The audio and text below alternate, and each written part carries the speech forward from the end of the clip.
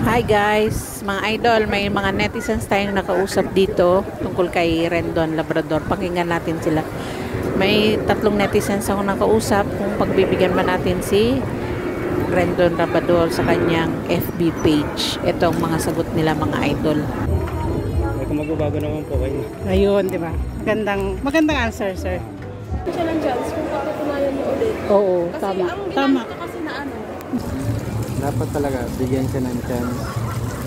Chance. Yun lang, sir. Tao naman siya. Rendon Labrador. Pwede naka-video. Hindi nyo kilala. Tatanong lang sana ako kung ano. Saan? Ikaw, sir, kilala mo? Oo. Anong masasabi mo? Gusto mo ba siyang, kasi naiban siya ng Facebook, di ba?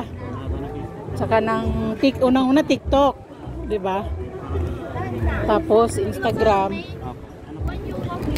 Gusto mo ba siyang maibalik? Bigyan natin siya ng chance kasi maraming nag-ano sa kanya eh. 30 million plus na Facebook followers niya. O kaya yung kahit hindi follower nag-report sa kanya sa Facebook. Ano pong tanong? Kung gusto natin siya bigyan ng chance kasi may bago siyang ginawang Facebook. May kung magbabago naman po kayo. Ayun, di ba? Magandang answer, sir. Thank you, sir. Kung magbabago naman si Rendon. Kasi ang dami niya kasing tinapakang tao. Ultimo si Michael V. Di ba? Ang dami niya. Sir, anong pangalan niyo? Ano ka rin? Ano ka na rin ba sa pagre-reels? Follow kita. Hindi po ako nag-reels. Thank you, sir. Hindi, kung halimbawa, 'di ba binura siya sa sa Facebook, di ba una TikTok, tapos Facebook, tapos Instagram. Kasi nga 'di ba marami siyang tinatapakang tao. Ang doon kung bigyan ba natin siya ng chance kasi bias ko. Hindi naman ako hindi ka fan sa kanya. Pero gusto mo bang bigyan natin siya ng chance? Kasi 'di ba 30 million plus follower yung nag-report sa kanya? 'Di ba? Ano masasabi niyo? Kasi gumawa siya ng bagong page. Oo.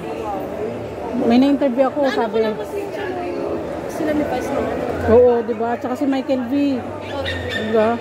Tsaka yung si Chat Reyes, di ba? Inano niya. So, ang dami niya kasing tinapakang tao. So, ngayon, ang inaano namin kasi tao lang naman tayo nagkakamali, bigyan siya ng chance. Ano sa tingin niyo? Hindi ko lang, Ikaw, bebe? hindi ko lang din po Bigyan pa ng chance o ano?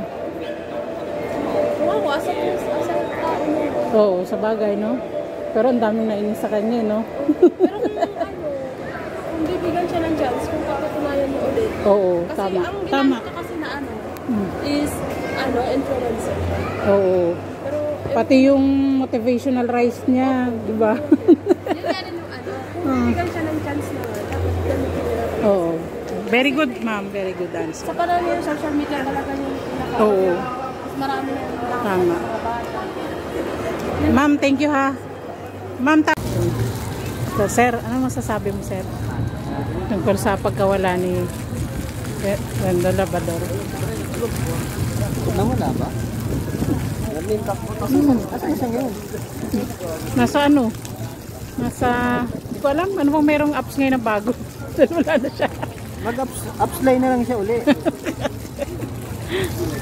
Anong masasabi niyo, sir? Pwede bang bumati? Sige po, bati mo na po kayo. Binabati ko yung mga classmates ko sa Palok National High School. Sino pa po? Lahat na sila. Si Buddy, si Mark, si Tony. Oh, sige, sir. Tapos balik na tayo sa sir. Tungkol kay Rendon Labrador.